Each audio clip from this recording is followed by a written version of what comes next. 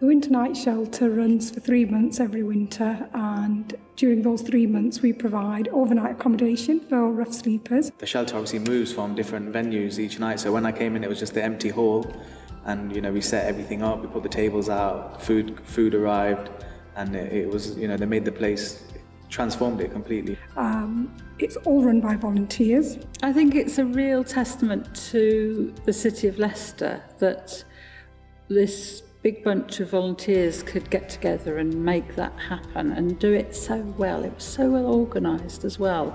I worked as a special constable, so as a volunteer with Leicestershire Police.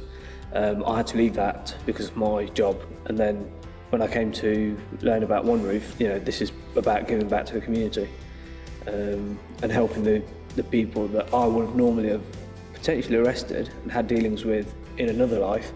I'm now seeing the caring side of it and got to know the residents. Had a meal with them. It was quite spicy, so for some of them it was, oh, I'm not used to this. But just listening to their stories, really quite eye-opening.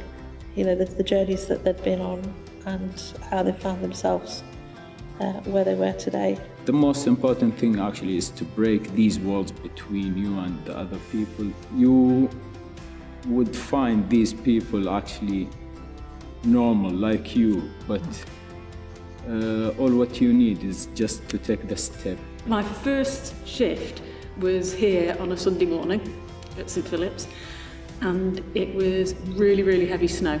And one of the guests had his birthday, and I think he was only about 23, 24, and he was so excited to see the snow. When I arrived, he was standing at the front door making snowballs and trying to hurl them at the bus stop opposite. The road was very quiet at the time, so it wasn't dangerous, but it was just lovely to see how much enjoyment he was getting over the fact that he had a hot meal, a warm bed, and then could go out and play in the snow, knowing he had a safe bed that night as well. I'd recommend it. If I could do it all the time, I'd do it, but unfortunately. Yeah. There's a big sense of community with the residents, but also with the volunteers.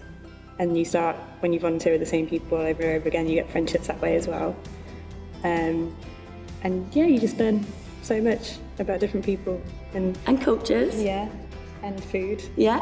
The purpose of the night shelter is not just to get guests off the streets or rough sleepers off the streets, but it's actually to give them a warm, welcoming environment to come into, somewhere where they can develop friendships, but ultimately is actually to try and move them on into more stable accommodation. While I was sitting in St Mary's bus station, waiting for my coach, I looked up from my newspaper, and across the waiting room, our eyes met, and it was one of the clients from the previous winter.